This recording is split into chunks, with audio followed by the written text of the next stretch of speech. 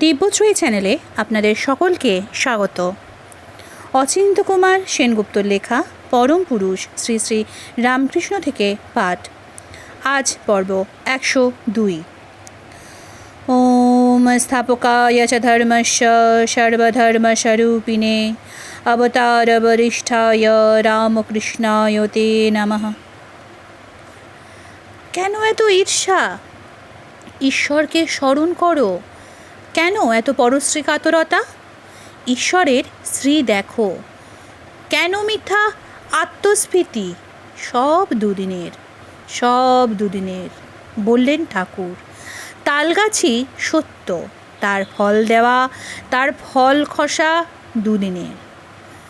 রাখালেরও মাঝে মাঝে হিংসে হয়, সে বালকের হিংসে। ভালোবাসার অভিমান। গাড়িতে ঠাকুরের সঙ্গে যাবে বলে উসখুস করে। যদি আর কাউকে ডেকে নেন ঠাকুর, হিংসেই জ্বলে যায়। যদি বলেন যাই, কলকাতায় গিয়ে ছোকরাদের একটু দেখে আসি, রাগে ঝলসে ওঠে। ওরা কি সংসার ছেড়ে আসবে যে আপনি যাবেন? কিন্তু দক্ষিণেশ্বরে এসেই বা রাখালের কি হচ্ছে? কই, এখনও তো লাগলো না কৃপার মলয় হাওয়া। তবে কি আমি পাকাটি? আমি কি অপদার্থ? আমার মধ্যে কি এতটুকু সার নেই? কোথায় তবে সেই চন্দন গন্ধ? জপে বসেছিল নাট মন্দিরে। বিরক্ত হয়ে উঠে পড়ল। এত প্রেম, এত কৃপা পেয়েও যার কিছু হয় না, তার মুখ দেখিয়ে কাজ নেই। উঠতেই পড়ে গেল ঠাকুরের সামনে। কিরে, এরই মধ্যে উঠে পড়লি? আমার দ্বারা কিছু হবে না। কেন, কি হলো? রাখাল মাথা হেঁট করে রইল। কিরে, মুখখানি অত ম্লান কেন? বল আমাকে। বলতে হলো না, বুঝতে পারলেন ঠাকুর। বললেন, হাঁ কর। হাঁ করতেই জিভ টেনে ধরলেন রাখালের, আঙুল দিয়ে 3টে রেখা টেনে দিলেন।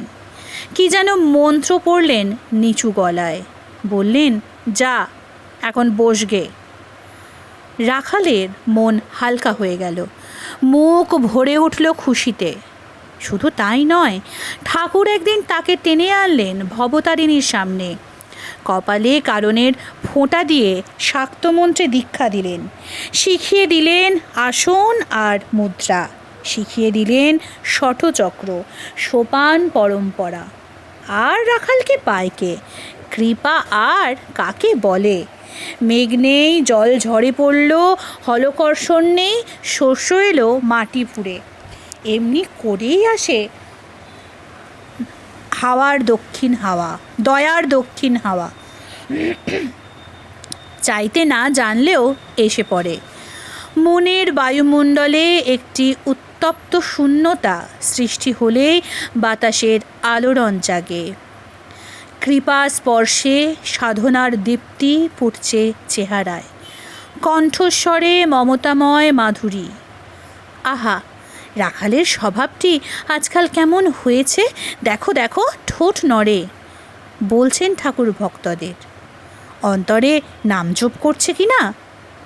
তারপর বললেন, কোথায় আমার সেবা করবে তা নয়, আমাকেই এখন তাকে জল দিতে হয়। কি করছিস রে বাবুরাম? ঠাকুর ডাক দিলেন, এদিকে একটু আয় না। পান সাজছে বাবুরাম। বললে, পান সাজছি। রেখে দে তোর পান সাজা। বিরক্ত হলেন ঠাকুর। শুনে যা। শোন, গুরু সেবায় সাধনাঙ্গ, তদ্বিধি প্রণিপাতেন পরিপ্রশ্নেন সেবায়। ভক্তি কি গাছের ফল রে বাবা, পেরে খাবি? বলছেন ঠাকুর। সেবা ছাড়া প্রেম নেই, সেবা ছাড়া ভক্তি নেই। নিজে নিজেই পান সাজেন, কখনো ঘর ঝাঁট দেন, মালির কাজ করেন। ওরে ও মালি, ওই গোলাপ ফুলটা তুলে দে তো। একজন সত্যি সত্যি সেদিন বললে ঠাকুরকে, যা কাপড় পরেন আর যেমনভাবে পরেন, একটা মালি বলে ভাববে, তার আশ্চর্য কী? বলা মাত্রই ঠাকুর ফুলটি তুলে দিয়ে এলেন লোকটাকে। খুশি হয়ে চলে এলো। কিছুদিন পরে জানতে পারল সেই মালি শ্রীরামকৃষ্ণ। তখন লজ্জায় অনুতাপে মাটির সঙ্গে তার মিশে যেতে শুধু বাকি। দক্ষিণেশ্বরে এসে দেখা করল ঠাকুরের সঙ্গে। কুণ্ঠিত হয়ে বললে, সেদিন আপনাকে ফুল তুলে দিতে বলেছিলাম, তা কি হয়েছে? অমলিন কণ্ঠে বললেন ঠাকুর, কেউ সাহায্য চাইলে তাকে তা দিতে হয়। ঠিক লোককেই তো বলেছিলে ফুল তুলতে, মালি ছাড়া আর কি। আগাছার জঙ্গলকে পুষ্পোদ্যানে পরিণত করছেন, প্রার্থীকে ঠিক পৌঁছে দিচ্ছেন কৃপার প্রফুল্ল ফুল। পঞ্চবটির উত্তরে লোহার তারের বেড়া, তারই ওপারে ঝাউতলা। ঝাউতলার দিকে যেতে ঠাকুর পড়ে গেলেন বেড়ার ওপর, হাতের একখানা হার সরে গেল। তাই দেখে রাখালের মনোবেদনার অন্ত নেই। যার শরীর রক্ষা করার কথা তাকেই সে ফেলে দিলে, সেই তো ফেলে দিয়েছে। তাছাড়া আবার কি? যদি সঙ্গে সঙ্গে থাকতো, চোখে চোখে রাখতো, ঘটতো না এমন অঘটন। তার দোষেই এই দুর্দশা। ধিক্কারে মন ভরে গিয়েছে রাখালের। ঠাকুর বুঝতে পেরেছেন, বললেন, তোর দোষ কি? তুই থাকলেও তোকে তো নিতম না ঝাউতলা। অপূর্ব মমতায় উঠলে উঠলেন, বললেন, দেখিস তুই যেন পড়িস নে, যেন ঠকিস নে মান করে। কত লোক আসছে কত দিক থেকে, পাছে ঠাকুরের হাত ভাঙা দেখে কেউ কিছু ভুল বোঝে। তারই জন্যে রাখাল কাপড় দিয়ে ঢেকে দেয় হাতখানি। ঠাকুরের হাত ভেঙেছে এ যেন তার নিজের কলঙ্ক। কেন অমন ঢাকাঢাকি করিস? বিরক্ত হন ঠাকুর। মা যে অবস্থায় রেখেছেন সেই অবস্থায় থাকতে দে। লোকে নিন্দে করে তো আমাকে করবে, বলবে নিজের একখানা হাত সামলাতে পারেন না, সে আবার কেমন তর কি। মধু ডাক্তার এসেছে, তাকে পর্যন্ত লুকানো। আড়ালে নিয়ে গিয়ে কী সব বলছে তাকে রাখাল। ঠাকুর চেঁচিয়ে উঠলেন ঘরের থেকে, কোথা গো মধুসূদন, দেখবে এসো, আমার হাত ভেঙে গেছে। যন্ত্রণায় অধীর হয়ে একে ওকে হাত দেখান ঠাকুর। রাখাল শুধু চটে, বলে, এ কি বাড়াবাড়ি, তাহলে এখান থেকে চলে যাই আমি। ওরে, স্বভাবের যন্ত্রণায় কাঁদতে দে আমাকে, যন্ত্রণার মধ্যে কান্নাটাই আনন্দ। আমার কান্না দেখে লোকে যদি একটু কাঁদে, সেটুকুও আমার উপশম। এখন যাবি তো যা, পরেই আবার মাকে বলেন, কোথায় যাবে কোথায় যাবে জ্বলতে পুড়তে। ভাবনরণে দেখলেন মা যেন সরিয়ে নিচ্ছেন রাখালকে। অমনি ব্যাকুল হয়ে কেঁদে উঠলেন, মা, ওকে হৃদের মতো সরাসনি, ও ছেলে মানুষ, কিছু বোঝে না, তাই কখনো কখনো অভিমান করে। ও চলে গেলে কাকে নিয়ে থাকবো। আরও একটি ছেলের জন্য কাঁদেন বসে বসে। 17-18 বছর বয়স, গৌরবর্ণ, নাম নারায়ণ। স্কুলে পড়ে। তাকে নিজের হাতে খাওয়াবার জন্য ব্যাকুল ঠাকুর। তার মাঝেই দেখেন সেই নারায়ণকে। মশাই, আপনার গান হবে না? প্রশ্নের এই তো ছিরি, তবু যেহেতু নারায়ণ বলেছে, নারায়ণ গান শুনতে চেয়েছে। ঠাকুর গান ধরলেন, অহরহ নিশি দুর্গা নামে ভাসি, তবু দুঃখ রাশি গেল না। এবার যদি মরি ওহর সুন্দরী, তোর দুর্গা নাম আর কেউ লবে না। বলরামের বাড়িতে নামছেন সিঁড়ি দিয়ে ভাব বিভোর হয়ে টলতে টলতে। পাছে পড়ে যান। নারায়ণ হাত ধরতে গেল। বিরক্ত হলেন ঠাকুর, নারায়ণের হাত ছুঁড়ে দিলেন। পরে পাছে ব্যথা পায়, অযতন হয়েছে ভেবে, তাই সস্নেহে বললেন, হাত ধরলে লোকে মাতাল মনে করবে, আমি আপনিই চলে যাব। বলরামের বাড়িতে সেদিন এসেছে নারায়ণ। বস, কাছে এসে বস, কাল যাস ওখানে, গিয়ে সেখানে খাবি, কেমন? কে নারায়ণ? তার পুরো নাম বা পদবিও কেউ জানে না, তবু তার প্রতি কি সর্বঢালা স্নেহ। কথা মতো এসেছে নারায়ণ। ছোট খাটটির ওপর বসিয়েছেন পাশটিতে, গায়ে হাত বুলিয়ে আদর করছেন, মিষ্টি খাওয়াচ্ছেন, বলছেন, জল খাবি? জল খাওয়াচ্ছেন নিজের হাতে। এখানে আসে বলে বাড়ির লোক মারে ছেলেটাকে, তাই কানের কাছে মুখ এনে স্নেহভরা স্বরে বললেন, একটা চামড়ার জামা কর, মারলে বেশি লাগবে না। কীর্তন শুনছেন ঠাকুর। নারায়ণ এসে উপস্থিত। তাকে দেখে চটে গেলেন ঠাকুর। বললেন, তুই আবার কেন এসেছিস এখানে? অত মেরেছে তোকে সেদিন তোর বাড়ির লোক, আবার এসেছিস?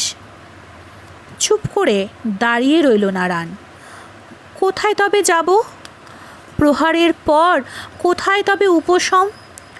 প্রখর রৌদ্রের পর কোথায় তবে পদচ্ছায়া?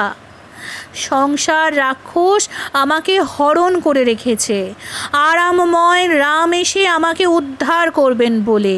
প্রহার তো তোমারই উপহার। তুমি হানো, তুমিই টানো, তুমিই আনো তোমার কোলের কাছে। তুমি ছাড়া আর কে আছে?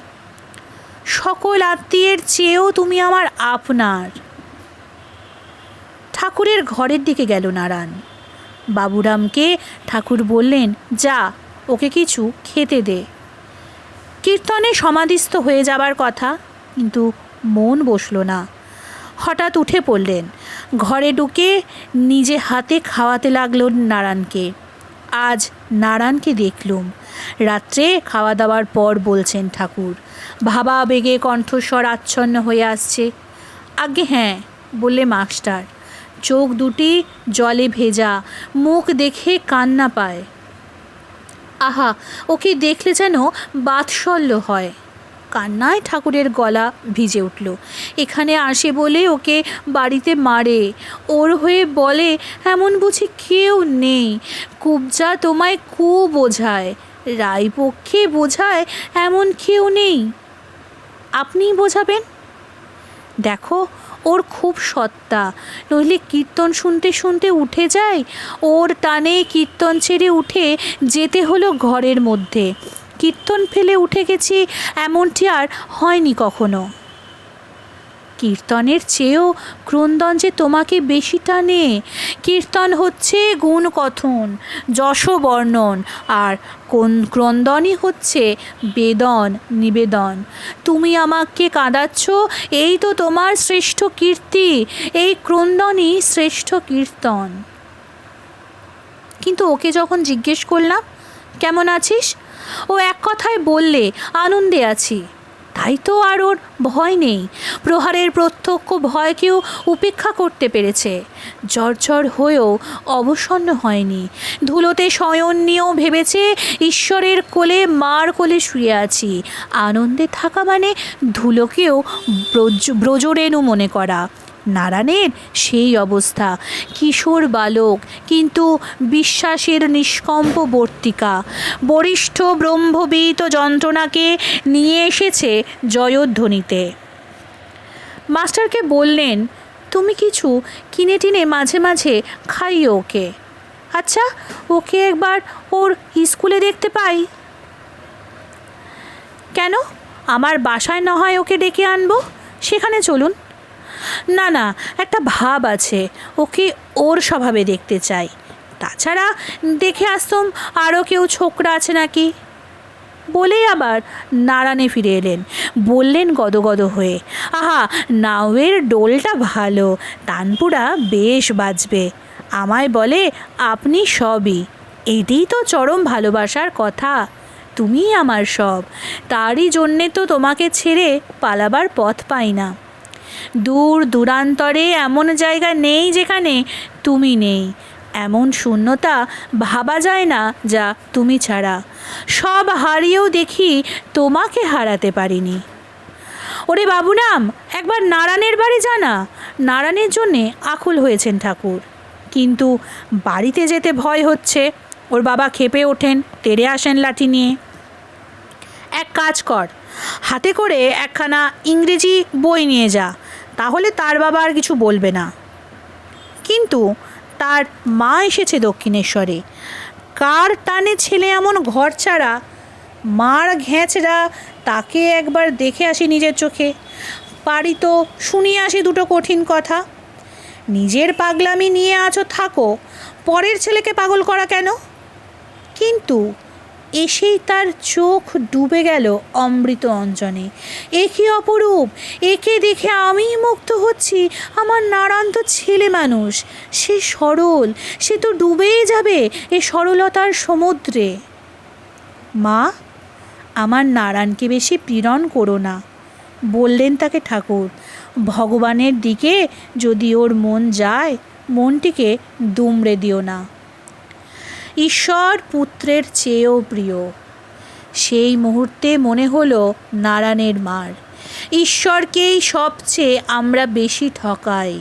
সংসারের সবচেয়ে যেটা অল্প মূল্য, যা খোয়া গেলে বঞ্চিত মনে হয় নিজেকে, সেটি ঈশ্বরকে নিবেদন করি। কাকে ঠোকরানো ফলটাই সাজাই এনে পুজোর থালায়।